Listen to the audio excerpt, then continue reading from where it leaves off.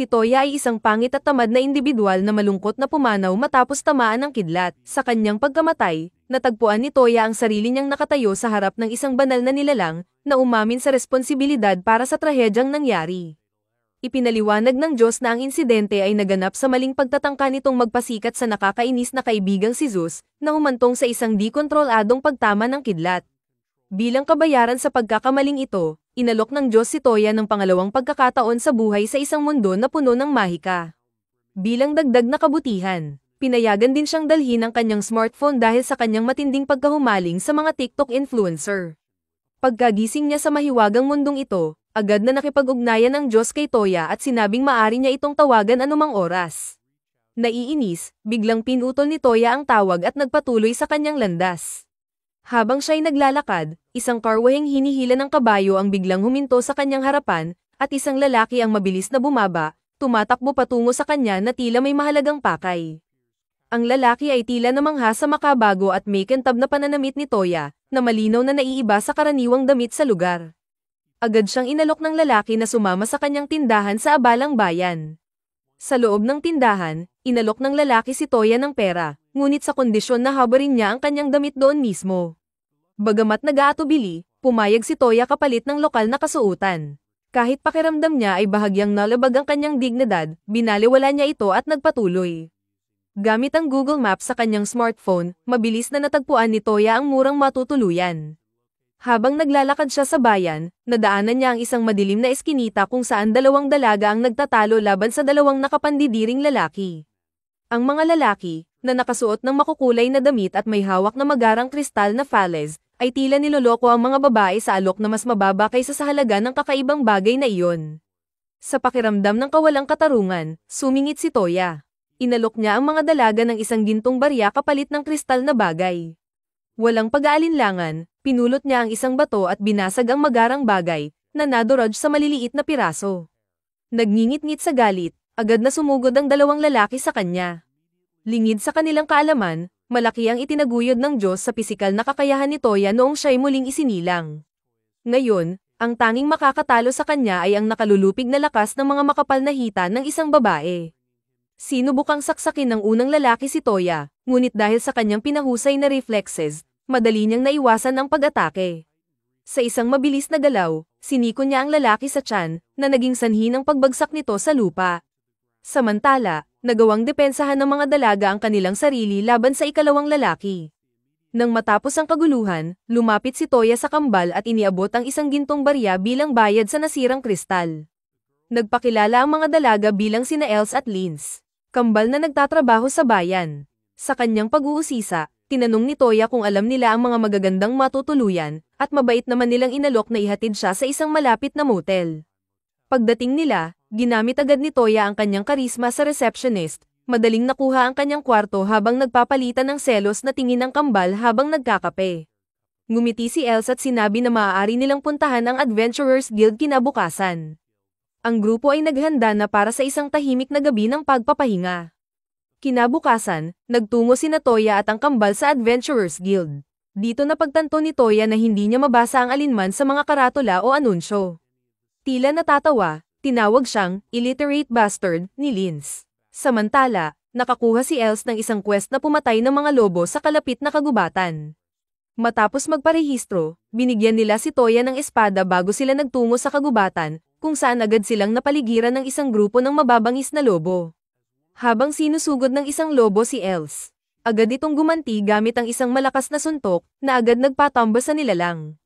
Si Toya naman, sa mabilis at tiyak na galaw, ay binunot ang kanyang espada at hinati ang kanyang lobo sa dalawa. Samantala, ginamit ni Lins ang kanyang fire magic upang sunugin ang kanyang lobo, isang eksenang lubos na ikinagulat ni Toya. Pagkatapos kunin ang mga sungay ng mga lobo, bumalik sila sa guild upang ibenta ang mga nakalap, na nagdala ng maayos na kita. Habang nagpapahinga at umiinom ng mainit na tsaa, sinamantala ni Toya ang pagkakataon upang tanungin ang mga dalaga kung maaari nila siyang turuan tungkol sa bagong mundong ito, partikular na ang paggamit ng mahika. Lins, na may bahagyang ngiti, ay nagsabi kay Toya na ang isang taong clueless na kagaya niya ay malabong makagamit ng mahika, dahil tanging ang mga may mana lamang ang maaaring gumamit ng spells. Ang iba, aniya, ay kailangang umasa sa mga karaniwang armas sa laban.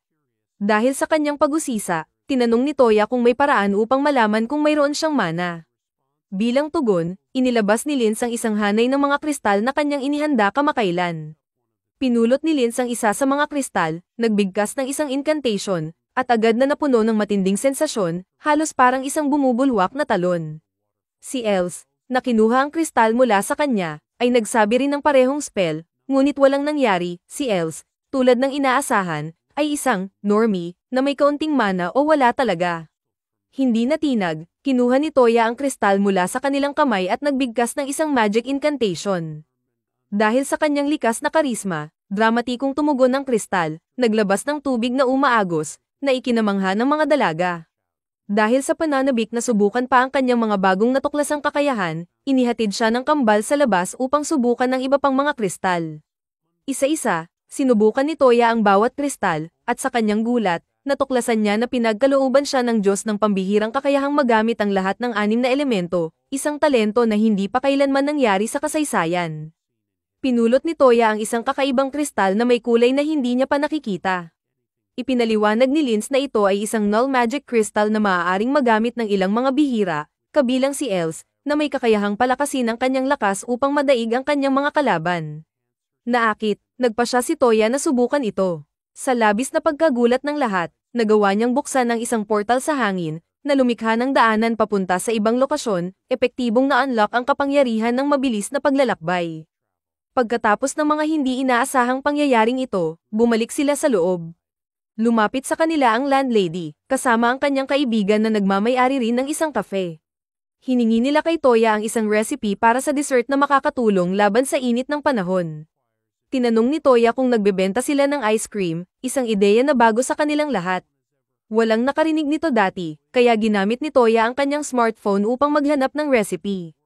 Habang gumagawa, pabirong tinawag niyang idiot sandwich, si Els. Nang matapos ang ice cream, nagdulot ito ng kasiyahan sa lahat. Naging sobrang tagumpay ito na lubos na nagpasaya sa grupo, na nagtiyak na hindi na kailangang matulog mag-isa ni Toya ngayong gabi, hindi tulad ng iba. Kinabukasan, nagpa siya ang grupo na maglakad-lakad ng magaan sa lungsod. Habang naglalakad, narinig nila ang isang kaguluhan at napansin ang isang pulutong na nagtitipon malapit. Dahil sa kanilang pag-uusyoso, nagmadali silang pumunta sa pinagmulan ng ingay at natuklasan ng isang samurai na babae na nakasuot ng kulay rosas, nakikipaglaban ng matindi laban sa grupo ng mga maton. Dalawa sa mga lalaking mukhang nakakatakot ang nagtangkang umatake sa kanya, ngunit madali niya silang nalampaso. Gamit ang mga kasanayang nahasa sa panunood ng pinakabagong season ng Baki, bago pa siya makahinga, isang maton ng palihim na lumapit sa kanyang likuran, may hawak na espada at tangkang umatake.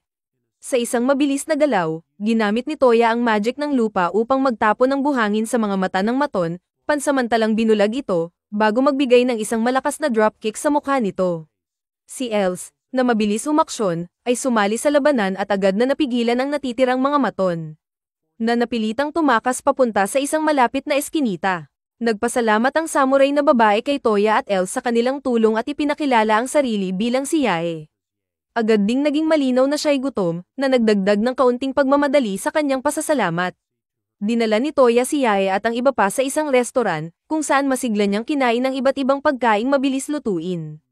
Sa pagitan ng mga subo, ipinaliwanag niya na siya ay mula sa isang pamilya ng mga mandirigma na nagmula sa kalapit na kaharian at naglalakbay upang matuto ng mga bagong teknik sa martial arts.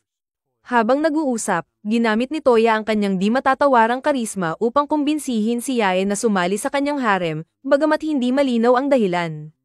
Pagkatapos ng kanilang pagkain, sumakay ang grupo sa isang karwahe na hila ng kabayo at naglakbay sa kagubatan. Habang nasa biyahe, sinubukan ni Toya na matutunan ang mga bagong anyo ng null magic gamit ang isang aklat na ibinigay ni Linz. Matagumpay niyang natutunan ang isang spell na nagbibigay sa kanya ng kakayahang hilahin ang mga bagay patungo sa kanya. Sinubukan niya ito sa headband na suot ni Yae at tuwang-tuwa nang gumana ito ng maayos. Dahil sa kanyang tagumpay, natutunan din ni Toya ang isang spell upang pahusayin ang kanyang pangamoy. Pagkatapos niyang gamitin ang spell, agad siyang nalango sa amoy ng dugo sa hangin. Walang pag-aalinlangan, nagmadali ang grupo patungo sa pinagmulan ng amoy at natuklasan ng isang grupo ng mga halimaw na butiki na pinalilibutan ang ilang kalalakihan. Agad na nag-cast si Linz ng isang makapangyarihang explosion spell, na tumapos sa maraming halimaw na butiki. Si Els naman, na walang takot, ay sumugod gamit ang kanyang kamao, habang kinuha ni Yae ang kanyang espada at pinatay ang natitirang mga halimaw. Gayunpaman, sa gitna ng kaguluhan, nadapa si Yae, kaya nagkaroon ng pagkakataon ng isa sa mga halimaw na umatake. Mabilis na umaksyon si Toya at nagcast ng spell na nagpadaos-dos sa halimaw sa lupa, binigyan si Yae ng pagkakataong tapusin ito ng walang banta. Akala ng grupo ay tapos na ang laban. Ngunit isang nakatakipang mukha na figura ang lumitaw at nagsimulang mag-summon ng mas marami pang mga nilalang.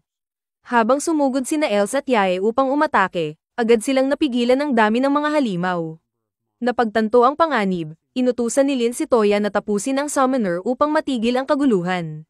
Sa isang pilyong ngiti, ginamit ni Toya ang kanyang sleep magic upang paulit-ulit na padapain ang summoner, na labis na napahiya hanggang sa siya ay tuluyang nahuli. Matapos ang laban, lumapit ang mga kalalakihan na kanilang iniligtas kay Toya at nagpasalamat sa kanyang napapanahong tulong. Bago pa man makasagot si Toya, narinig nila ang hysterical na sigaw mula sa isang karwahe malapit sa kanila. Walang pag-aalinlangan, agad silang nagmadali patungo sa pinagmulan ng kaguluhan. Doon nila natagpuan ang isang matandang butler na nakahandusay sa lupa, duguan ang kanyang kasuotan. Isang dalaga ang nakaluhod sa tabi niya, umiiyak ng husto at nagmamakaawang iligtas ni Toya ang matanda. Ipinaliwanag niyang tinamaan ito ng palaso. Ipinaalam ni Lin kay Toya na hindi siya makakapagpagaling gamit ang magic hanggat hindi natatanggal ang palaso mula sa dibdib ng butler. Humanga si Lin sa liksi ni Toya habang maingat niyang inalis ang dulo ng palaso, na nagbigay daan kay Lin na magpagaling, tuluyang naibalik ang kalusugan ng butler. Matapos maayos ang kalagayan ng butler, buong pusong nagpasalamat ang dalaga. Ibinunyag ng butler, habang nagpapagaling pa, na ang dalaga ay isang prinsesa. Sa pagkakahayag nito, ang lahat ng naroroon ay agad na lumuhad bilang tanda ng paggalang. Ngunit si Toya, isang tunay na alpha, ay hindi nagbibigay pansin sa mga panlipunang hirarkiya.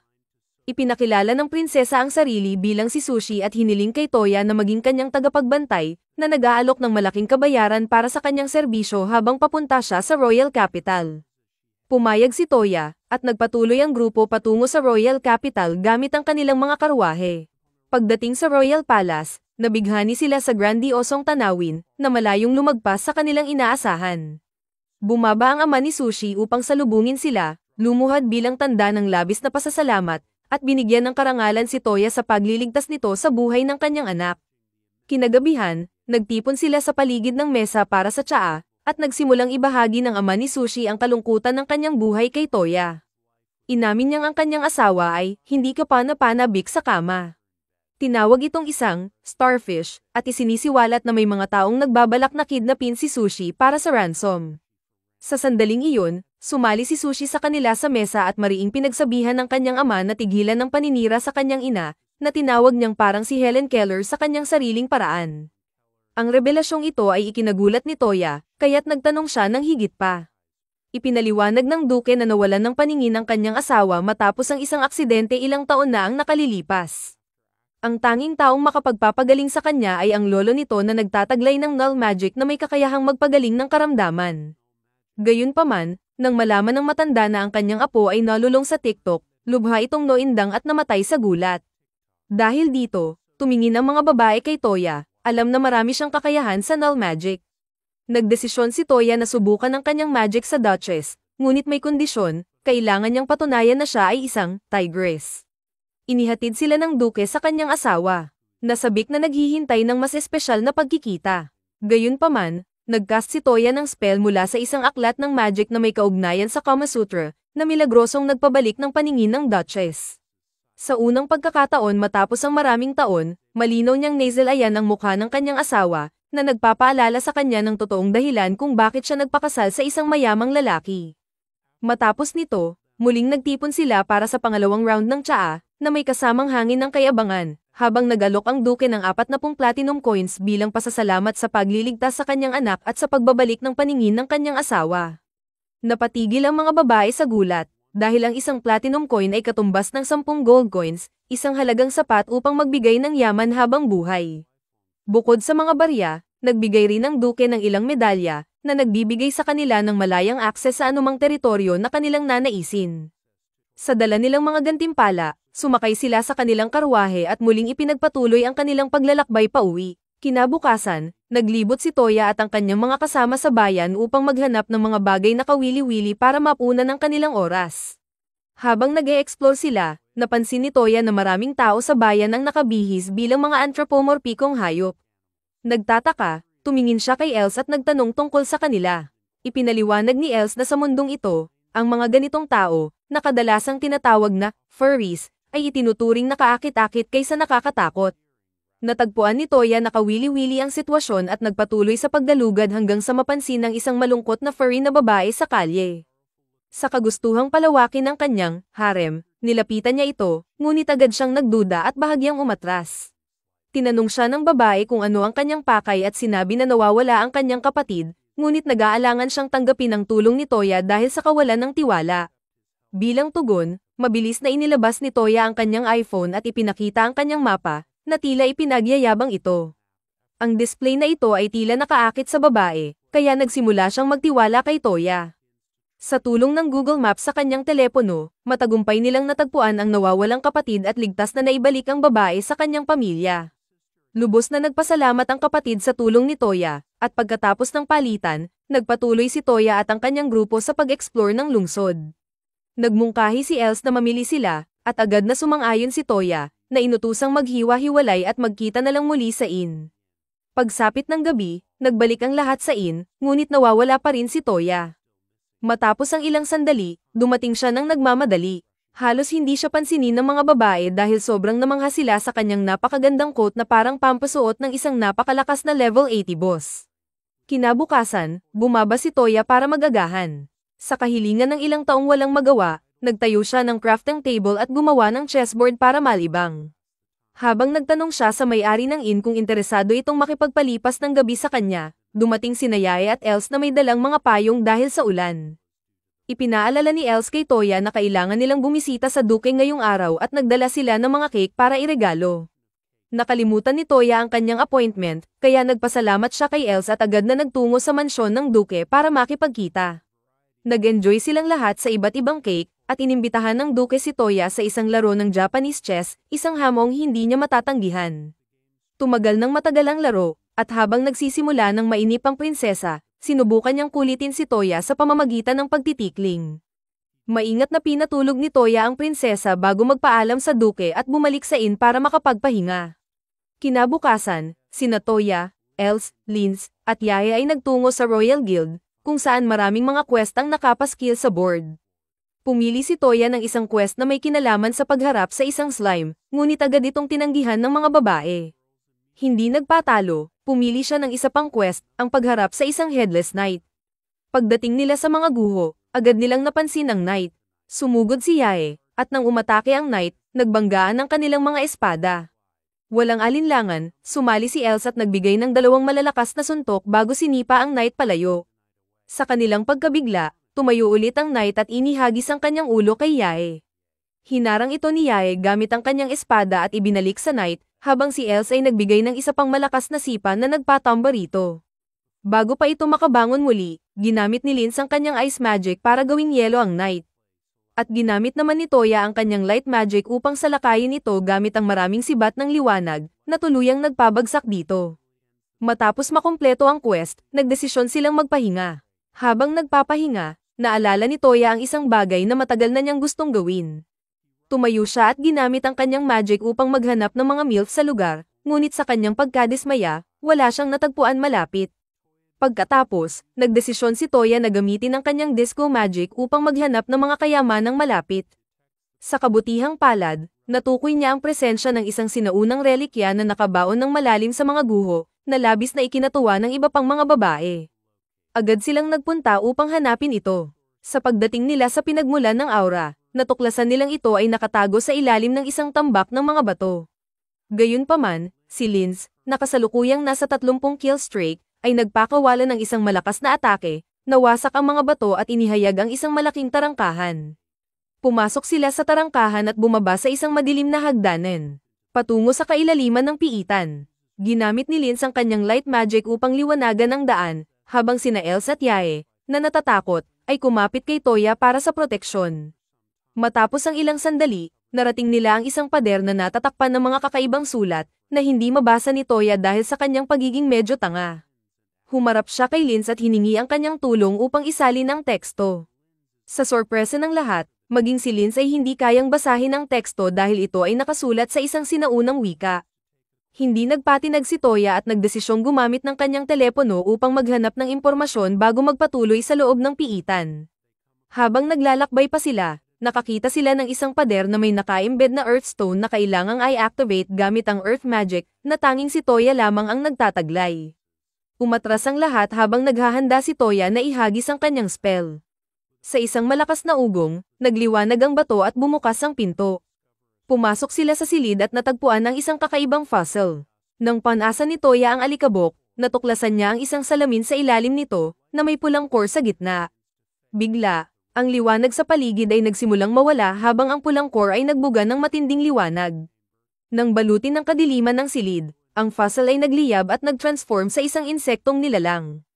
Isang nakabibinging tunog ang umalingaw-ngaw na nagpilit sa kanilang takpan ng kanilang mga tainga habang ang piitan ay nagsimulang gumuho sa kanilang paligid. Gumawa si Toya ng wormhole upang makatakas sila, eksaktong oras bago ang insekto ay naging isang halimaw at sumabog. Sa unang tingin, akala nila'y ligtas na sila, ngunit biglang nanginig ang lupa, kasunod ng isang malakas na pagsabog. Lumabas ang insekto at agad na sumugod kay Toya, na bahagya lamang nakaiwas. Mabilis na kumilos si Linz, gumamit ng fire magic upang gumawa ng mga palaso at pinaputok ito sa nilalang. Gayunpaman, sinipsip ng insekto ang enerhiya ng apoy at ginamit ito upang palakasin ang sarili. Si Yae, na nadismaya sa kakaibang laki ng insekto, ay umatake gamit ang kanyang espada, ngunit maliit lamang ang naging epekto nito sa matigas nitong balat, at siya ay itinapon pabalik. Si Els, na determinadong patunayan ng kanyang lakas, ay sumugod upang harapin ang insekto ngunit tinangay rin matapos mag-transform ang nilalang sa isang anyo na parang helikopter. Napagtanto ni Toya na hindi sapat ang mga pagsisikap ng iba, kaya ginamit niya ang sleep magic upang mawalan ng balanse ang insekto. Kasabay nito, si Linz ay nag-conjure ng isang malaking iceberg at ibinagsak ito sa nilalang na may parehong lakas na parang yung nagpabagsak sa Titanic. Sa wakas, sumugod muli si Els para maghiganti at nagbigay ng malakas na sipa sa yelo, na nagpabagsak sa mga paa ng insekto. Nagsimula na silang magdiwang ng tagumpay, ngunit biglang sumigaw ang insekto ng, "Psych, bruha," at inextend ang isa nitong paa, na tumusok sa balikat ni Els. Sinubukan nitong umatake muli, ngunit nakaiwas si Els. Tumakbo at nagtago sa likod ng isang bato. Mabilis siyang sinundan ni Toya, gamit ang kanyang healing magic upang gamutin ang kanyang sugat, habang si Yaya ay muling sumubok na salakayin ang nilalang, ngunit hindi pa rin naging matagumpay. Sa hindi matitinag na determinasyon, muling tinawag ni Linz ang kanyang Titanic iceberg at inihagis ito sa halimaw. Sa kanilang pagkadismaya, ang nilalang, na tila isang ganap na halimaw sa lakas, ay muling bumangon. Gayunpaman, naalala ni Toya ang kanyang posisyon bilang bida at inactivate ang kanyang makapangyarihang pull-out magic upang makuha ang core ng insekto. Ginawa niya ang isang alley-oop, inihagis ang core kay Els, na buong sigasig itong dinurog gamit ang lahat ng kanyang lakas. Agad na tumigil ang galaw ng nilalang at naglaho ito sa quantum realm, tuluyang naglaho. Matapos ang pagsubok, nagdesisyon silang bumalik sa tirahan ng Duke upang iulat ang bagong pangyayari. Ipinakita ni Toya ang mga litrato ng guho na kanyang kinunan, at tiniyak ng Duke na ito ay iimbestigahan pa. Matapos magpaalam, bumalik ang grupo sa kanilang motel, handa para sa isang gabi ng tahimik at walang bangungot na pahinga. Kinabukasan, ginamit ni Toya ang kanyang magic upang i-print ang lahat ng litrato sa isang album bago gamitin ang kanyang portal upang magtungo sa mansyon ng Duke. Sa kanyang pagdating, naabutan niya ang Duke na nagmamadaling umalis sakay ng kanyang karwahe. Mabilis na bumaba ang Duke at lumapit kay Toya, ipinaalam sa kanya na kailangan ng kanyang tulong, ang kanyang kapatid, ang hari, ay Nolason. Pumasok si Toya sa karwahe, at ipinaliwanag ng Duke na pinaghihinalaan nilang ang kalapit na kaharian ang nasa likod ng balak, na layuning patayin ng hari at iluklok ang kanilang batang anak na babae sa trono, isang hakbang na naniniwala silang madali nilang maisa sa katuparan. Dumating sila sa palasyo, at habang umaakyat sa hagdan, nakatagpo sila ng isang lalaking nagngangalang Count Bolza. Iminungkahi ng Count na maaaring kasangkot ang mensahero mula sa kalapit na kaharian sa pagpapakulo ng lason at iminungkahi niyang patayin ito. Ngunit tinanggihan ito ng Duke at nagpatuloy sa pag-akyat, habang si Toya, na may malalim na pag-ayaw sa matataba, ay ginamit ang kanyang mahika upang padapain si Count Bolza. Pagkatapos nito, nakarating sila sa silid ng hari, kung saan nakahiga ang hari na wala sa malay. Agad na inutusan ng Duke si Toya na ayusin ang sitwasyon. Lumapit si Toya at ginamit ang kanyang mahika sa pagpapagaling upang tuluyang alisin ang lason at ibalik ang kalusugan ng hari. Namangha ang mga nakatingin sa ipinakitang ito. At ang panganay na prinsesa, na nagngangalang Yamina, ay agad na niyakap ang kanyang ama. Nagpasalamat ang royal family, habang ang royal mage na may berdeng buhok, na malinaw na may pagkagusto kay Toya, ay lumapit at nagpakita ng kagustuhang matutunan ang lahat ng tungkol sa mahika na ginagamit ni Toya. Lumino na ang lahat ng kababaihan sa silid ay agad na naakit kay Toya. Ngunit mabilis na binago ng hari ang usapan at tinanong ang general tungkol sa pagkakakilanlan ng naglagay ng lason. Iniharap ang salarin, at natuklasang siya ay ang kapatid ng batang babae na tinulungan ni Toya dati. Kilala ni Toya siya, at tiniyak sa hari na hindi siya naniniwala na siya ang may kasalanan sa pagpapakulo ng lason. Inakay siya ng general patungo sa silid ng hari at inalok ng inumin. Ngunit hindi interesado si Toya sa pagpapakasaya, kaya tinanggihan ito at ginamit ang kanyang mahika upang hanapin ang pinagmulan ng lason. Mabilis niyang natukoy ang pinagmulan at humiling na ipatawag ang lahat sa silid.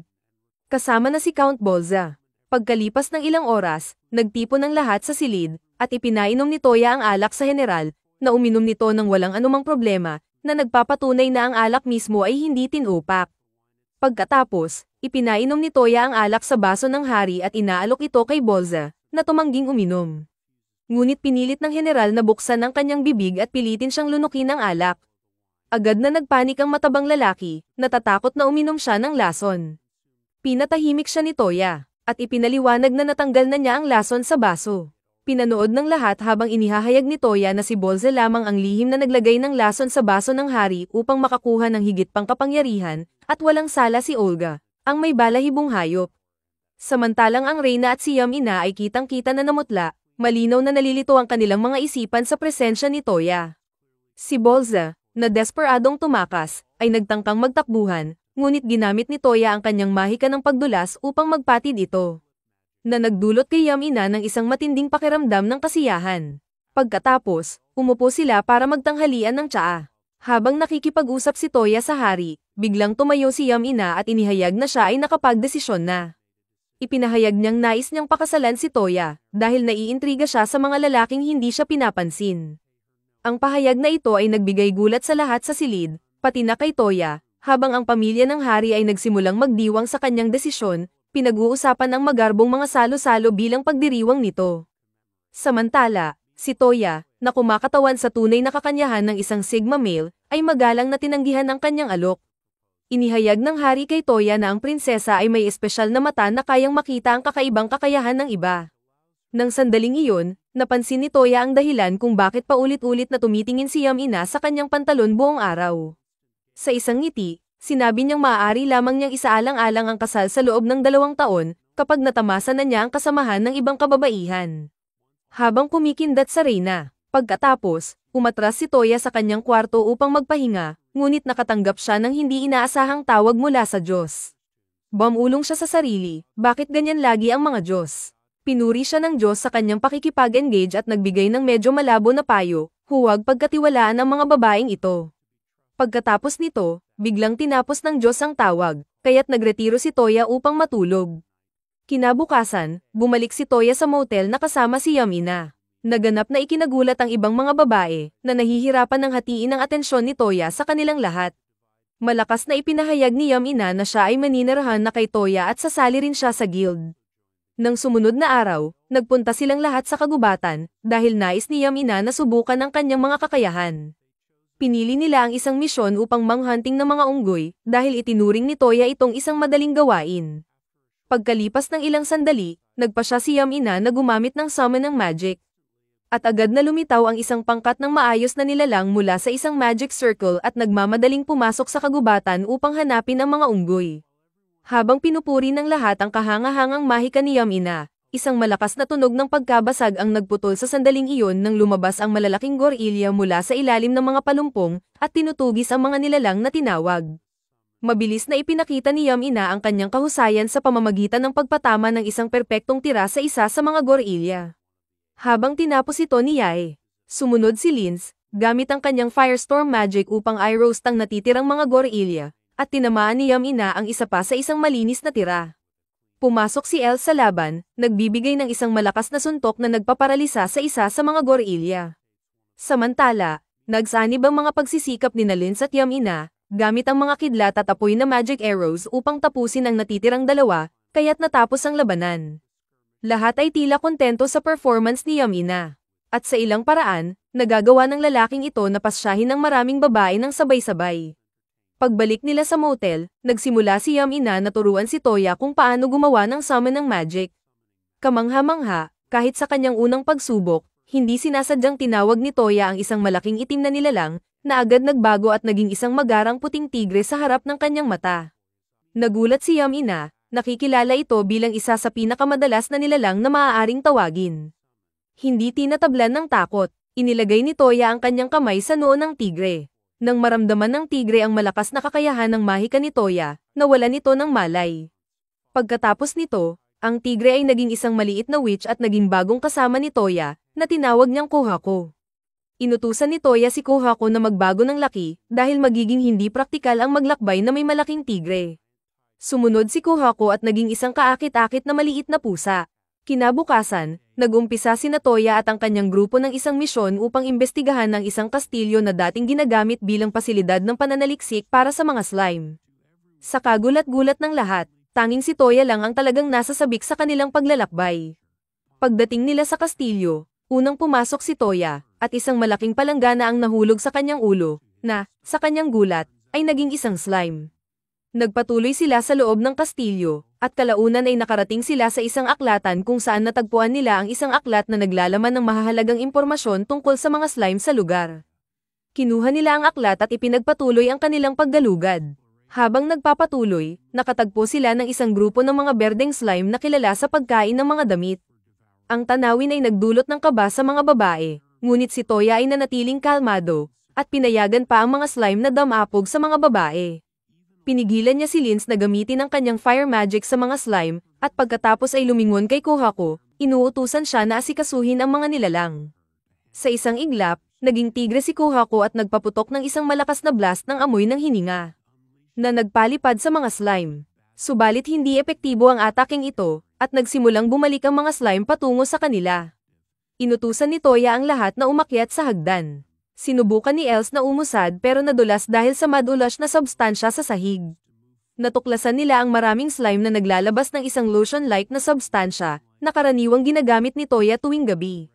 Sa gitna ng kaguluhan, nawalan ng balanse ang lahat at nahulog sila sa hagdan.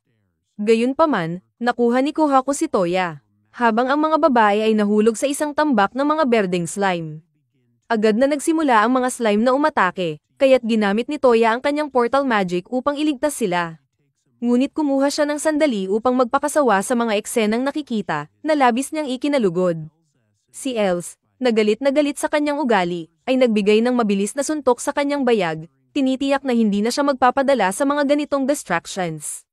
Nagpatuloy sila sa mga koridor at nakatagpo ng mga estatwa, na naging mga natatanging slime na kumakapit sa mga kababaihang hindi pa gaanong maunlad ang katawan. Ang mga slime ay tumakbo patungo kay Yamina, na gumamit ng wind magic upang alisin ang mga ito.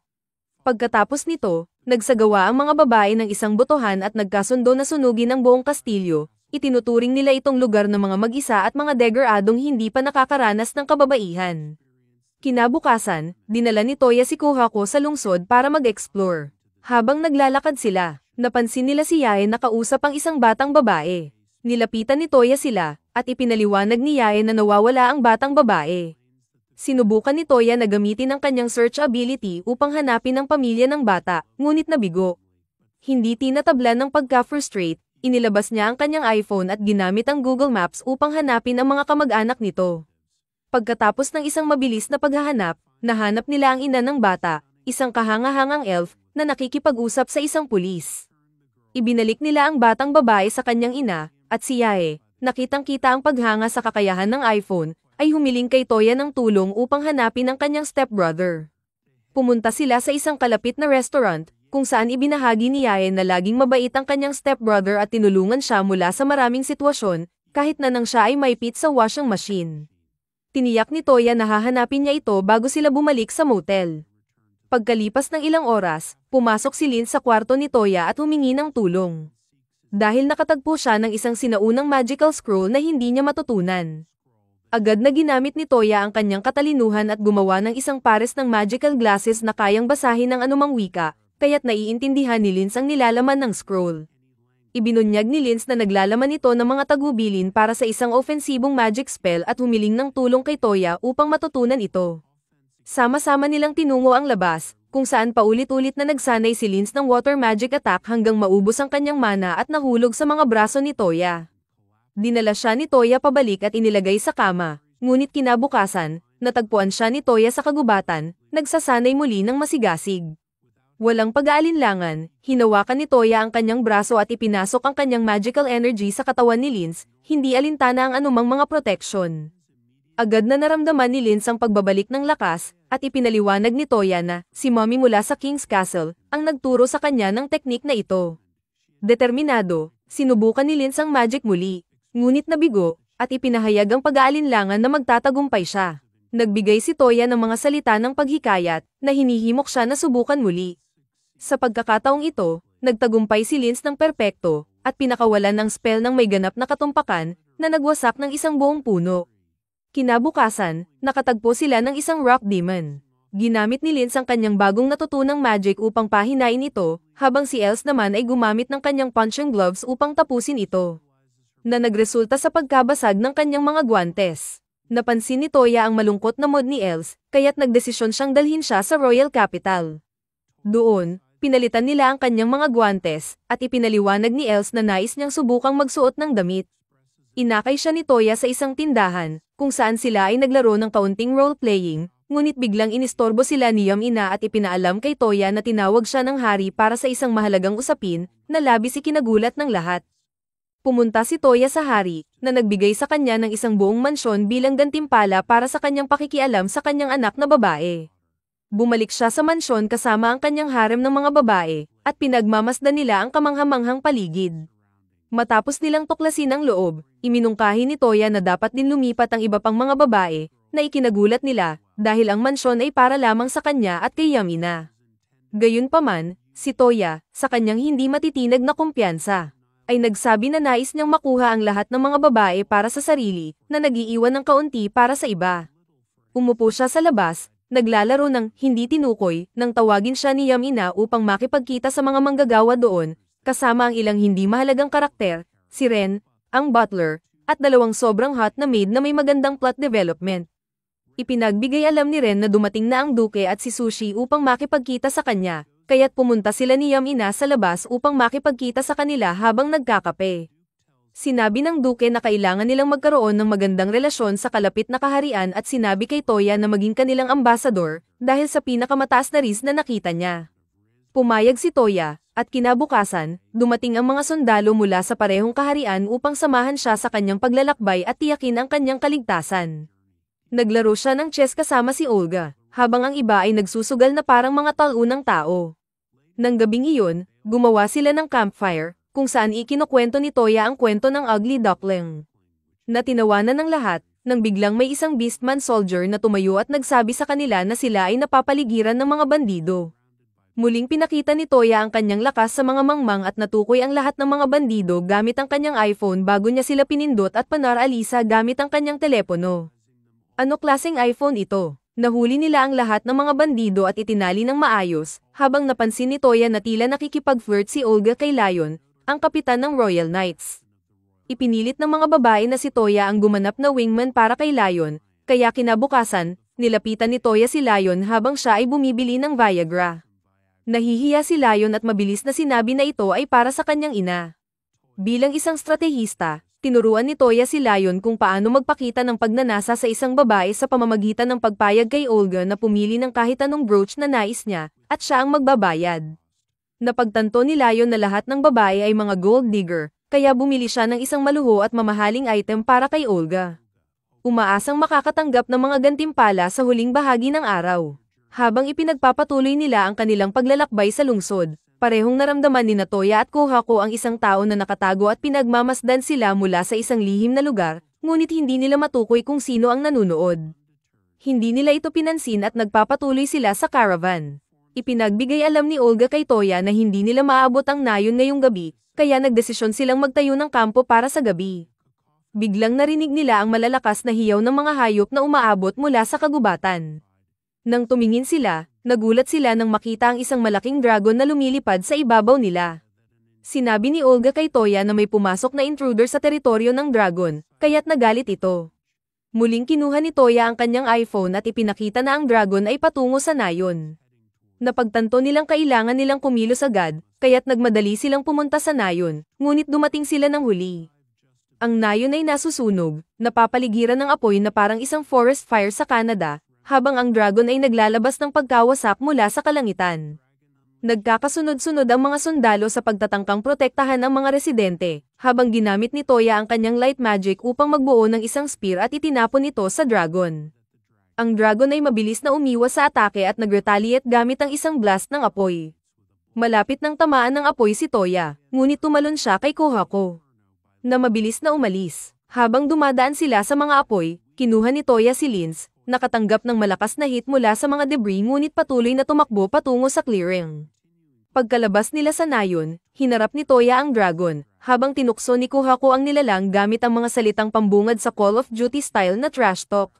Ginamit ni Toya ang ilang brilliant light magic spears at ipinadala ang mga ito sa dragon, tumama sa katawan nito ng maraming beses bago ito bumagsak sa lupa. Si Linz ay agad na sumunod at ginamit ang kanyang water magic upang putulin ang mga pakpak ng dragon habang ito ay lumilipad patungo sa kanya at nagpapalabas ng blast ng apoy. Tumalon si Toya sa huling sandali upang protektahan siya, habang si Yamina ay sinamantala ang pagkakataon upang bulagin ang dragon gamit ang isang flash mula sa kanyang espada. Si Elsa ay nagbigay ng isang suntok na may lakas ng Infinity Gauntlet ni Thanos, ngunit hindi ito naging epektibo. Napagtanto ni Toya na siya ang bayani ng kwento, kaya't sumugod siya upang tapusin ang laban, ngunit ang kanyang espada ay madaling nabasag laban sa mga kaliskis ng dragon. Nang akalaing nawalan na ng pag-asa, may naghagis ng kutsilyo diretso sa mata ng dragon. Dahil sa galit, nagwala ang dragon at sinunog ang lahat. Sumagot si Toya, ganun din sa iyo, at naghiganti siya sa pamamagitan ng pagsunog sa dragon pabalik. Si Linz ay nagbuo ng isang magical lens, na nagbigay kay Toya ng kakayahang mag-focus ng kanyang light magic at palakasin ang apoy. Napilitan ng dragon sa malupit na atake, bumagsak at tuluyang namatay. Biglang lumitaw ang isang malaking pulang dragon at humingi ng paumanhin para sa pinsalang dulot ng itim na dragon. Ngunit ang puting tigre ay nanatiling nagdududa, ngunit agad siyang pinatahimik ni Toya at magalang na tinanggap ang paghingi ng paumanhin ng pulang dragon. Pagkatapos, ang pulang dragon ay lumipad palayo at bumalik sa kanyang tahanan. Nang hamupa na ang kaguluhan, tumulong ang grupo sa pagpapabalik ng nayon at pagpapagaling sa mga nasaktan. At kalaunan ay nagpahinga para sa isang karapat-dapat na pahinga. Kinabukasan, pagkatapos ng masarap na tulog, naghahanda sina Toya at ang kanyang mga kasamahan na umalis. Bago sila umalis, nilapitan sila ng matandang leader ng nayon na nagpapasalamat sa kanilang tulong at ibinigay kay Toya ang pangil ng dragon bilang tanda ng pagpapahalaga. Ibinigay din nila sa kanya ang isang maliit na kutsilyo na natagpuan nilang nakabaon sa mata ng dragon, na nagpaalala sa kanya ng matinding labanan. Matapos magpalitan ng pamamaalam, sumakay ang grupo sa caravan, at tinanong ni Toya si Kohako kung may iba pang tao na naruroon noong gabi. Sumagot siya na may dalawang misteryosong mga tao na naruroon sa kagubatan, sila ang responsable sa paghagis ng kutsilyo sa dragon. Nagpasya si Toya na huwag na itong alalahanin sa ngayon habang sila ay dumating sa kaharian, kung saan ang palasyo ay kamanghamanghang tanawin, na parang Taj Mahal. Yumuko sila sa harap ng hari, na nagpapasalamat sa kanilang katapangan sa pagliligtas sa nayon at pagtalo sa dragon. Ipinakilala ni Yamina ang kanyang sarili sa hari, na mukhang nasiyahan na ang prinsesa ay naruroon sa kanyang palasyo. Ibinigay niya ang mga dokumento na naglalaman ng kanilang alyansa, at tinanggap ito ng hari, na nagbigay ng payo na mag-enjoy sila sa kanilang pamamalagi sa palasyo. Bago sila pahintulutang umalis, nilinggan ng hari si Toya at tinanong kung talagang natalo niya ang dragon at bigla siyang hinamon na maglaban. Pumunta sila sa arena, kung saan humingi ng paumanhin ng isang ministro at ipinaliwanag na kailangan ng hari ng tamang pagsampal, at tanging si Toya lamang ang makakapagbigay nito. Ang hari, na tila isang ganap na mangmang, ay inihanda ang kanyang mga armas habang nagsimula ang laban. Sa pagring ng kampana, ginamit ni Toya ang kanyang sleep magic, na nagdulot sa hari na madapa at bumagsak. Inilagay niya ang kanyang espada sa leeg ng hari, at idineklara ang pagkapanalo. Nang maglakad palayo si Toya, nagsimulang umiyak ang hari ng dramatiko at nagmakaawa na huwag nang gamitin pa ang magic na iyon. Nagsimula ang ikalawang round, at sumugod ang hari gamit ang isang malakas na atake. Na matagumpay na nablock ni Toya. Ngunit malinaw ang lakas ng hari, at tinulak niya si Toya pabalik. Gumanti si Toya ng mabilis na counterattack, ngunit naglaho ang hari at sinubukang atakihin siya mula sa likod. Agad na nakaiwas si Toya. Determinado, pinaganya ni Toya ang isang acceleration spell at muling nagpakita sa likod ng hari, na nagdulot sa kanya ng pagkabigla. Maya-maya, parehong naglaban ang dalawang kalaban ng mabilis, gamit ang magic na nagpapabilis ng bilis. Bagaman may kalamangan ng hari sa pisikal na lakas, naglaho ulit si Toya. Nang magtagpo muli sila, mabilis na naiguhit ni Toya ang kanyang espada bago ang hari, at sa huli ay nakuha niya ang tagumpay sa round. Kinagabihan, isang engranding pagdiriwang ang isinagawa, at dumating ang lahat ng nakasuot ng tradisyonal na kasuotan. Lahat ng mga babae sa harem ni Toya ay nagsuot ng magagandang kasuotang Indian, na nagpasik kay Toya. Agad niyang kinuha ang kanilang litrato gamit ang kanyang telepono. Ang hari, na sabik na sumali, ay humiling kay Toya na iprinta ang litrato at ibigay ito sa kanya upang magamit bilang aliw sa kanyang kalungkutan sa gabi. Nais ni Toya ng sandaling pahinga, kaya tumatras siya sa isang tahimik na sulok, kinuha ang kanyang telepono at nagpalabas ng mga iniisip na pressure. Habang siya ay nagpapahinga, biglang lumakad ang isang teddy bear na dumaan at itinuro na sundan siya. Nagtataka, pumasok si Toya sa isang kwarto na puno ng iba't ibang muebles. Ang teddy bear ay umakyat sa kandanggan ng isang batang babae na nakaupo sa isang upuan. Si Toya, na nakakaramdam ng hindi pagkakakomportable sa sitwasyon, ay nag-iisip tungkol sa nakakabahalang kalikasan nito nang magsalita ang batang babae. Binanggit niya na narinig niya ang mga kamakailang gawain ni Toya.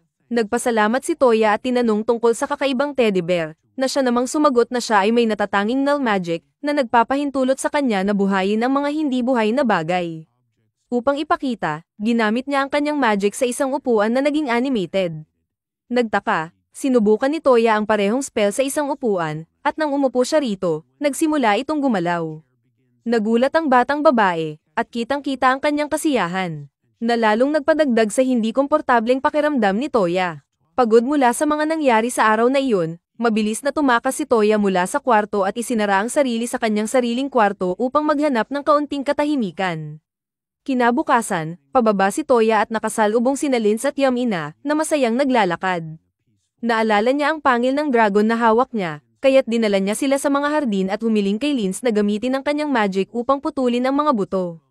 Nang maputol ang mga buto, ginamit niya ang sarili niyang magic upang gawing baril at bala ito, tularan ng isang tunay na Amerikano.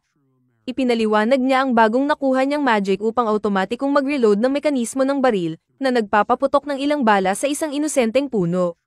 Kitang-kita ang pagka-interes ng mga babae sa nakita nilang baril, at lalong tumindi ang kanilang mga ekspresyon. Matapos nito, sabik nilang hiniling kay Toya na gumawa ng katulad ng mga armas para sa kanila. Ipinakita ni Toya ang kanyang pagiging responsable, at gumawa siya ng mga baril para sa kanila upang mag-enjoy. Gumamit pa siya ng higit pang magic upang gawing espada ang kanyang baril sa tuwing nais niya. Nasiyahan sa resulta, nagpa siya siyang tapusin na ang eksperimento at nagtungo sa bayan kasama ang mga babae para magtanghalian. Pagbalik nila ng gabi, naramdaman ni Toya na may nagmamasid sa kanila. Inutusan niya si Kuhako na protektahan ng mga babae at gamit ang kanyang speed magic. Mabilis siyang pumunta sa likod ng mga nagmamasid. Tumugon ang mga tauhan sa pamamagitan ng pagpapalabas ng flashbang bago tumakas. Madaling nahuli ni Toya ang kanilang mga galaw gamit ang advanced na iPhone, kaya't mabilis siyang nakasunod sa kanila. Binaral niya sila ng rubber bullets, na nagpalupig sa kanila, at pagkatapos ay tinali sila at tinangkang alisin ang kanilang mga maskara. Sa kanyang pagkabigla, natuklasan niyang nakakapit siya sa isang hindi inaasahang bahagi ng kanilang katawan. Nang matanggal ang mga maskara, natuklasan ni Toya ang dalawang sobrang gwapang mga maid sa ilalim. Nagsorry sila sa pagsunod sa kanya, at ipinaliwanag na inutusan sila ng hari na sundan si Yamina. Nang marinig ito, pinakawalan ni Toya ang mga ito at bumalik sila sa palasyo. Kinabukasan, ginamit ni Toya ang kanyang portal magic upang magtatag ng koneksyon sa pagitan ng dalawang kaharian. Dumating ang hari upang makipagkita sa Beast King mula sa Royal Capital, pinagtibay ang kanilang alyansa. Bumalik si Toya at ang kanyang grupo sa pamamagitan ng portal patungo sa kanyang mansyon, kung saan siya bumagsak sa kama at pumasok sa isang maikling coma. Kinabukasan, nagpasya si Toya na magpalipas ng oras sa paggawa ng mga bisikleta. Habang natatapos niya, dumating ang duke at ipinakita ang matinding interes. Pinayagan ni Toya siya na sumubok magbisikleta, ngunit mabilis siyang nahulog. Hindi tinatablan, gumawa si Toya ng karagdagang mga bisikleta para sa mga babae, na sabik na nagtangkang matutunan kung paano sumakay upang mapabilib siya. Nagsimula ang isang kompetisyon para sa pansin ni Toya, at sa huli, ang duke ang nagwagi. Matapos mapagod ang mga babae, hiling ng duke na gumawa si Toya ng mas maliit na bisikleta para kay Sushi. Sumang-ayon si Toya sa kahilingan ng duke at nagtungo sa bayan upang mangalap ng mga kinakailangang materyales. Habang naglalakad siya sa isang eskinita, nakarinig siya ng kaguluhan. Sinundan niya ang tunog at natuklasan ang dalawang lalaking may mga kutsilyo na nanghahara sa isang batang babae na nakasuot ng punit-punit na damit. Inutusan ni Toya ang mga ito na umalis, ngunit nang hindi sila tumigil, mabilis niyang binaril ang dalawa na may layuning, gawing maganda muli ang Amerika. Inutusan niya ang batang babae na kalimutan ng nakita, ngunit patuloy siya nitong sinundan. Dahil sa nakitang kalungkutan ng batang babae, bumili si Toya ng pagkain para sa kanya, at nag-usap sila. Ibinahagi ng batang babae na siya ay walang tirahan, pumanaw na ang kanyang ina, at ang kanyang ama ay umalis taon na ang nakalipas upang bumili ng gatas at hindi na bumalik. Nakiramay si Toya sa kanya at dinala siya pabalik sa kanyang mansyon at inalok siya ng posisyon bilang isa sa kanyang mga maid, ipinagkatiwala siya kay Ren, ang magulo at mabait na butler. Kinabukasan, naglakbay si Toya patungo sa Beast Kingdom sa kahilingan ni Sushi. Kasama si Yamina. Pagdating nila, nakatagpo sila ng kapatid ni Olga, si Arma, na tila natuwa nang makita sila. Bigla nilang nakita si Olga at Lion na naglalakad sa kalye. Sa hindi malamang dahilan, nagdesisyon silang sundan sila. Nang pumasok sila Olga at Lion sa isang cafe upang kumain, ginamit ni Toya ang scan upang obserbahan ang mga nangyayari sa loob. Nang lumabas sila mula sa cafe, mabilis na umatras ang grupo. Ngunit aksidenteng nabangga ni Arma ang isang lalaking may hood at nahulog sa lupa. Ang lalaki ay napatunayan na si Beast King, na mahilig maglakad-lakad sa kalye na nakatakip, dahil nagbibigay ito sa kanya ng pakiramdam ng pagiging katulad ni Batman. Habang binabaybay nila ang magkasintahan sa parke, isang grupo ng mga salbaha ang nagsimulang mangharas sa isang nagtitinda at sirain ang kanyang mga paninda. Tumayo agad si Lion upang ipagtanggol ang nagtitinda, ngunit inilabas ng leader ng mga salbaha ang mga kutsilyo upang takutin siya. Ang Beast King at si Toya, na nakasuot ng hindi epektibong maskara, ay kumilos upang hindi sila makilala habang mabilis nilang tinanggal ang mga troublemakers. Ngunit mabilis silang nakilala ni Lion. Tumakas ang Beast King, ngunit bago makalabas si Toya, nahuli siya ni Lion. Kinagabihan, bumalik si Toya sa kanyang mansyon, kung saan ipinaalam ni Ren na may mga bisita na naghihintay sa kanya. Sa kanyang gulat, ang mga bisita ay si Lin at ang babaeng may berdeng buhok, si Charlotte, na parehong tila naaakit sa kanya. Nagsettle sila para sa tsaa, at sabik na makipag-usap si Lin, na nagsabing narinig niya ang tungkol sa laban ni Toya sa Crystal Insect. Ibinahagi niya na nakatagpo sila ng isang katulad na nilalang sa ilang mga guhom ngunit hindi nila ito napagtagumpayan, at naghahanap siya ng karagdagang impormasyon tungkol dito. Ipinahayag niya ang kanyang nais na bisitahin ang ang lupain na pinagmulan ni Yae, at sinabi kay Toya na may paraan upang makarating doon. Inutusan niya si Toya at si Ye na magtayo ng isang bilog, ipinagutos sa kanilang maghawak kamay at magdikit ng noo. Ang hakbang na ito ay nagbigay daan kay Toya upang makita ang itsura ng isan. Pagkatapos, nag-cast si Lin ng isang simpleng spell, agad silang inilipat sa lupain ng Ishan. Naglaan sila ng sandali upang pahalagahan ng likas na kagandahan ng paligid bago sila pinangunahan ni Yae papasok sa kagubatan patungo sa kanyang bayan. Pagpasok nila, agad silang tinamaan ng kakaibang makalumang Japanese aesthetic ng bayan, na nagpagulat kay Lins, Els, at Yamina, na nagmula sa isang rehiyon na kahawig ng sinaunang Europa. Dahil pamilyar kay Toya ang Japan, nakapagbigay siya ng mga paliwanag tungkol sa mga iba't ibang kaugalian at estruktura, na ikinabilib ni Yae. Inanyayahan niya sila sa kanyang bahay upang ipakilala ang kanyang mga magulang. Tinanong ni Yae tungkol sa kanyang ama at kapatid na lalaki, na labis na ikinalungkot ng kanyang ina. Ipinaliwanag nito na dinala sila ng lokal na Panginoon sa digmaan, at kasalukuyan silang nakakulong sa isang kuta na napapalibutan ng maraming sundalo. Kitang-kita ang takot ni Yae at humarap siya kay Toya, humihingi ng tulong upang iligtas ang kanyang pamilya. Nang walang pag-aalinlangan, pumayag si Toya, mabilis na inililipat ang lahat sa isang lokasyon malapit sa kuta. Tiniyak niya kay Yae na gagamitin niya muna ang portal upang pumasok sa kuta mag-isa at kung mukhang ligtas, tatawagin na niya ang iba. Inactivate ni Toya ang portal at pumasok sa kuta, kung saan agad siyang napalibutan ng mga armadong gwardya. Hinarap siya ng kapatid ni Yae na si Jotaro, na may hawak na espada sa kanyang leeg. Mabilis na sinabi ni Toya na siya ay kaibigan ni Yae, na nagpagulat kay Jotaro. Gayunpaman, nanatiling nagdududa si Jotaro at inutusan si Toya na patunayan ang kanyang sinabi sa pamamagitan ng pagpapakita kay Yae. Bilang tugon, binuksan ni Toya ang isa pang portal at dumaan si Yae. Niyayakap ang kanyang step-sibling ng mainit. Sumunod ang natitirang bahagi ng harem ni Toya. Tumingin si Toya sa labas at nakita ang libu-libong zombified na mga sundalo, na may mga maskarang enchanted na nagtatago ng kanilang mga mukha, na patuloy na papalapit sa kuta. Ang mga nagtatanggol na puwersa, pagod at sugatan, ay walang kakayahang pigilan ang kanilang pagsulong. Nag-aalala si Yae at tinanong tungkol sa kalagayan ng kanyang ama, at ipinaalam ni Jotaro na ang kanilang ama ay kasama ng Panginoon.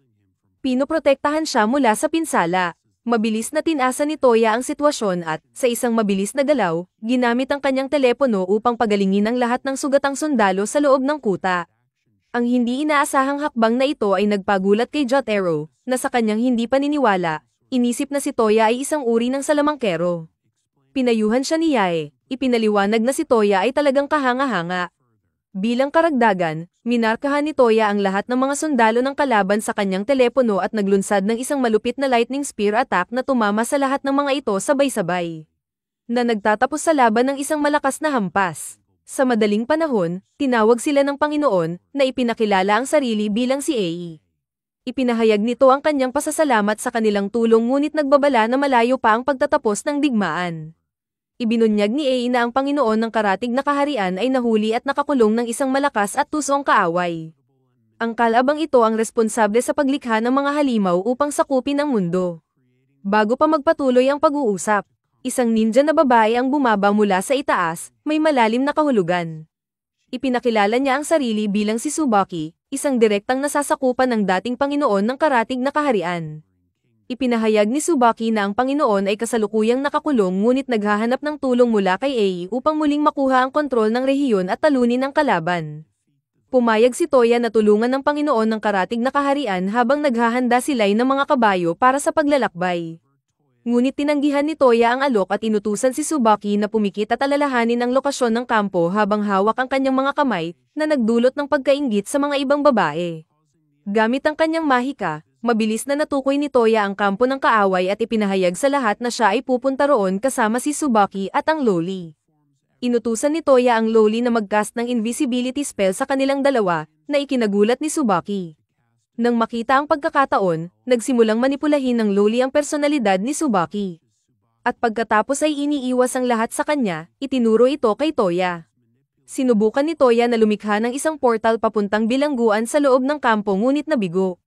Ipinabatid ng Loli na gumamit ang kaaway ng isang espesyal na spell upang harangan ang kanilang kakayahan sa teleportasyon. Sa kabutihang palad, pinayagan si Tsubaki na pumasok sa kampo, at sinundan nila siya pababa sa ilalim ng lupa patungo sa piitan kung saan nakakulong ang dating Panginoon. Ipinakilala ng Panginoon ang kanyang sarili bilang si Baba at ipinahayag ang kanyang pasasalamat kay Toya.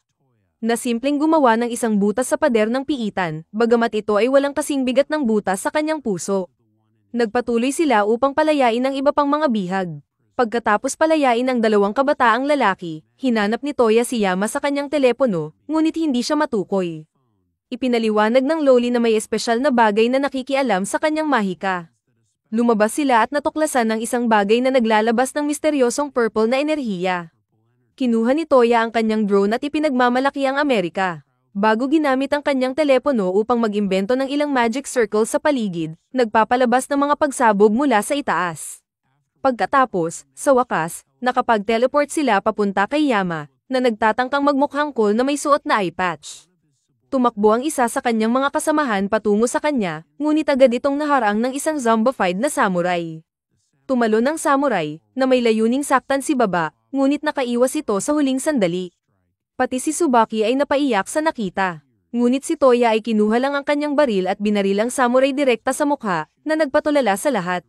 Si Yama, na sandaling nabigla, ay biglang humalakhak ng maniakong tawa at tinanggal ang kanyang eye patch upang ipakita ang isang espesyal na pulang bato na nagbigay sa kanya ng immortalidad at kakayahang kontrolin ang mga undead na sundalo. Lahat ay nag-isip na natalo na ang laban, ngunit ipinakita ni Toya ang kanyang natatanging mahika, mabilis na kinuha ang bato mula sa kamay ni Yama. Nagulat si Yama at nagsimulang umiyak, habang iniabot ni Toya ang bato kay Loli, na nagsabi na ito ay corrupt. Ibinato ito sa ere ni Loli at binaril ni Toya ito hanggang sa mabiyak sa maraming piraso. Agad pagkatapos, nagsimulang manghina at mag-crumble si Yama, unti-unting nagiging alikabok, habang patuloy na isinusumpa si Thanos. Kinabukasan, ipinaalam ni Toya kay Baba ang kanilang misyon upang hanapin ang mga guho sa lugar. Sinabi ni Baba sa kanila ang tungkol sa isang isla kung saan pinaniniwala ang matatagpuan ang mga guho. Gamit ang kanyang mahika, tinukoy ni Baba ang lokasyon nito, at bumalik sila sa bahay ni Yae, kung saan ang mga magulang ni Yae ay nagpapasalamat kay Toya at nagpaalam sa kanilang anak. Pagkatapos, ginamit ni Toya ang kanyang portal upang ilipat sila papunta sa isla. Agad na tumakbo ang mga babae patungo sa tubig upang maglaro, habang si Toya ay ginagamit ang kanyang iPhone upang hanapin ang lokasyon ng mga guho. Nabigla siya nang matuklasan na ang mga guho ay nakalubog sa ilalim ng tubig. Bago pa siya makapag-isip ng mabuti, nilapitan siya ng mga babae at humiling ng mga swimsuit upang lubos nilang ma-enjoy ang kanilang bakasyon.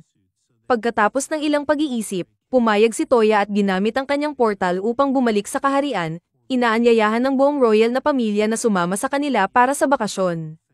Hindi nagtagal, nagpalit na ang mga babae ng kanilang swimsuit at nagsimula ng magkumpara kung sino ang may mas kaakit-akit na katawan habang nagsasaya sa tubig.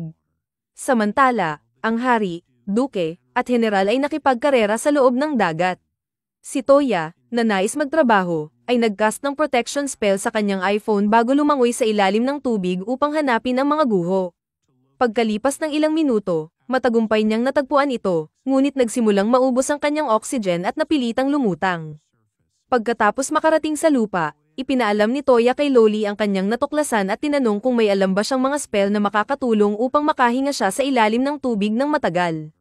Inamin ni Loli na wala siyang alam na ganitong spell, dahil wala siyang interes sa paglangoy, at tinawag ang mage na may berdeng buhok upang humingi ng tulong. Sa kasamaang palad, ipinagtapat ng mage na hindi rin siya pamilyar sa mga spell na ganito. Biglang nagsalita si Kohako at sinabi kay Toya na may isa pang heavenly beast. Tulad niya, na kayang lumangoy sa ilalim ng tubig nang walang katapusan. Inirekomenda niyang kung makakapagbuo si Toya ng kasunduan sa halimaw na ito, magagawa niyang lumangoy ng madali. Tumingin si Toya kay Loli, na nagbigay ng tiwala na susubukan nila ito. Pumunta sila sa isang liblib na lugar, kung saan nag-drawing si Loli ng magic circle, at nagsimula si Toya sa pagkanta ng spell upang tawagin ang halimaw. Habang tinatawag ni Toya ang makapangyarihang nilalang, ang anino sa harap niya ay nagbago at naging isang napakalaking pagong, na may isang ahas na nakapalibot sa kanyang shell. Agad na nakilala ng pagong si Kohako at nakipag-usap sa kanya, hindi alintana si Toya. Matapos ang ilang saglit na pag-uusap, tinanong ng pagong si Toya.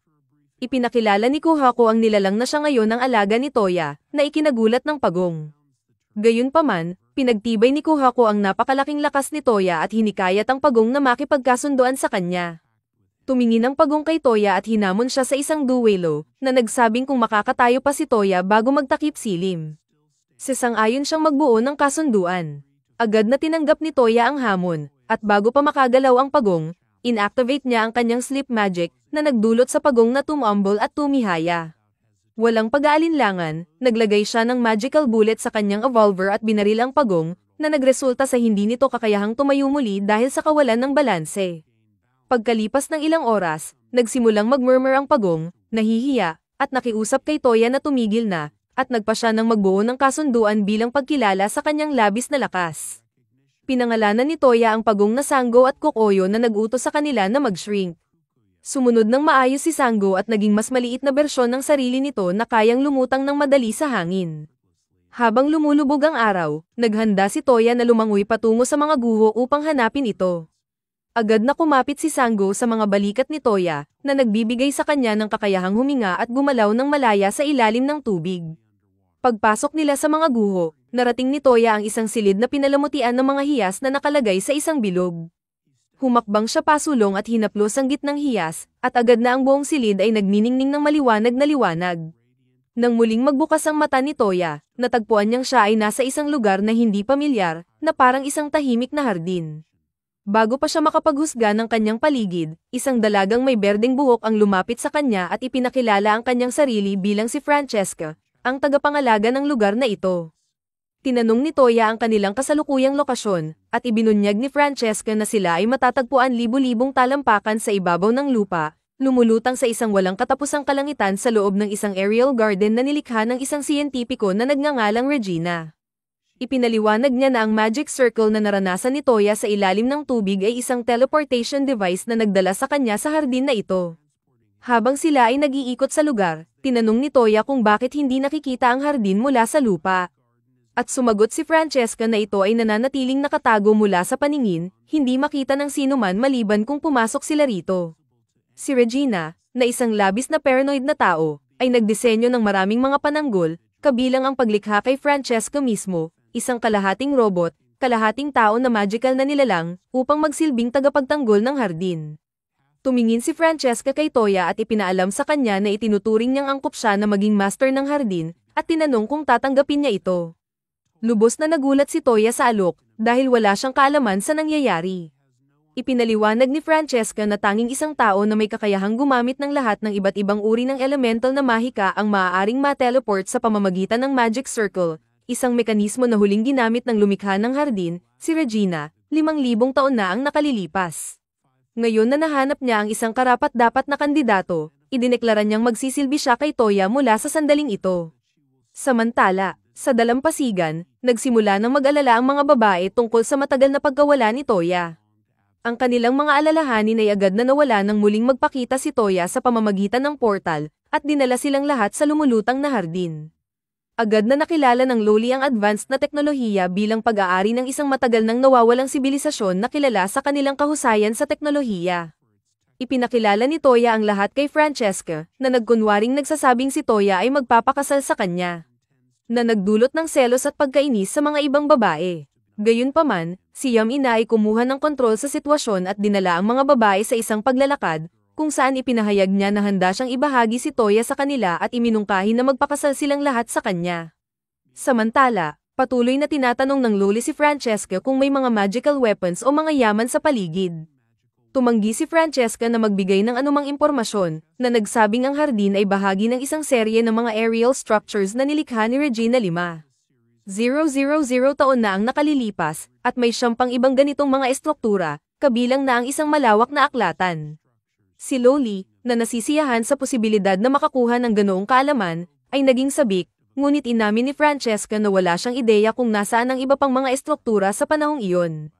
Sumali ang iba pang mga babae sa pag-uusap, at iminungkahi ni Linz na gamitin ni Toya ang kanyang smartphone upang maghanap, ngunit walang lumabas na mga lokasyon sa kanyang device. Biglang tumayo si Francesca at, sa paraang kahawig ng isang Indian scam caller, ipinaalam kay Toya na kailangan niyang tapusin ang pagpaparehistro. Gayunpaman, hindi tulad ng isang tipikal na scammer, nagpatuloy siya upang magsagawa ng CPR kay Toya at, pagkatapos ng procedure, idineklara na ang hardin ay ngayon ay pag-aari niya. Tumayo si Linz at sinabi kay Francesca na mali ang kanyang teknik, ipinakita ang tamang paraan ng CPR habang pinapanood sila ng iba. Lahat sila ay bumalik sa kanilang mansyon, kung saan pumasok si Yamina sa kwarto ni Toya at pinilit siyang aminin ang nararamdaman niya para kay Linz, na siya namang nag-atubiling gawin. Kaagad pagkatapos nito, tinawag siya ni Els at Yae sa training grounds. Pareho silang may iniisip at iniutos kay Toya na makipaglaban sa kanila nang hindi gumagamit ng mahika. Matapos mag-atubili, pumayag siya. Nagsimula ang laban, at inilabas ni Toya ang kanyang espada. Tinamaan ang atake ni Yae habang muntik nang matamaan ng suntok ni Els. Naghagis si Yae ng kutsilyo sa kanya, na kanyang iniiwasan, at pagkatapos ay bumanat siya pabalik, pinuno ng bala ang katawan ni Yae gamit ang kanyang baril bago umiwas at gumanti kay Els, na tumamba sa lupa. Hawak ang kanyang baril, hinihingi niyang sumuko si Els, ngunit tumanggi ito. Sa kanyang gulat, naubos ang bala ng kanyang baril, dahil tila sinadyang putulin ang kanyang pouch nang ihagis ni Yae ang kutsilyo. Nang makita ang pagkakataon, ginamit ni Els ang abala upang pabagsakin si Toya. Nanalo sa laban. Nang magising si Toya, natagpuan niyang nakatayo sa harap niya ang 4 na babae. Inabiso ni Yamina sa kanya na nagpasya silang lahat na nais nilang magpakasal sa kanya at makita ang lakas ng kanyang magic wand. Nahiya si Toya dahil sa maliit na sukat ng kanyang wand at nag-teleport papunta sa hardin, kung saan ibinahagi niya ang kanyang mga alalahanin kay Francesca. Kumuha siya ng tablet at ikinabit ang isang espesyal na cable, na nagpapahintulot kay Toya na makipag-usap kay Regina. Ang lumikha ng hardin. Ipinabatid ni Regina na ang kanilang sibilisasyon ay dating isa sa pinakamaunlad na nakita ng mundo, na may mga kamanghamanghang imbensyon tulad ng Transformers at Jurassic Park. Subalit, isang araw, ang paglabas ng isang app na tinatawag na TikTok ay nagdulot ng pagbagsak ng kanilang lipunan, na nagresulta sa kanilang pagkalipol. Nagbabala siya kay Toya na huwag gamitin ang TikTok at tinanong kung mayroon siyang mga alalahanin. Ibinahagi ni Toya ang kanyang problema tungkol sa sukat ng kanyang wand. Na siyang iminungkahi niyang kumonsulta kay Bathala, isang napakagandang ideya. Agad na nagbukas si Toya ng isang portal upang hanapin ang Diyos, na kasalukuyang nanonood ng Game of Thrones. Pagbati ni Toya, nakinig ang Diyos sa kanyang problema at nagpa siya na ipatawag ang Diyosa ng pag-ibig. Pinayuhan siya ng Diyosa na kailangan lamang niyang dagdagan ang kanyang stamina, at malulutas ang lahat ng kanyang mga alalahanin. Bumalik si Toya sa mansyon, tinipon ang kanyang harem, at ipinaliwanag na hindi niya kayang magpakasal sa kanila sa ngayon. Ipinahayag niya ang kanyang kagustuhang makita ang bawat isa sa kanilang mga kwento na magpatuloy at mag-focus din sa pagpapabuti ng kanyang stamina. Gayunpaman, nangako siya na balang araw, magpapakasal siya sa kanilang lahat.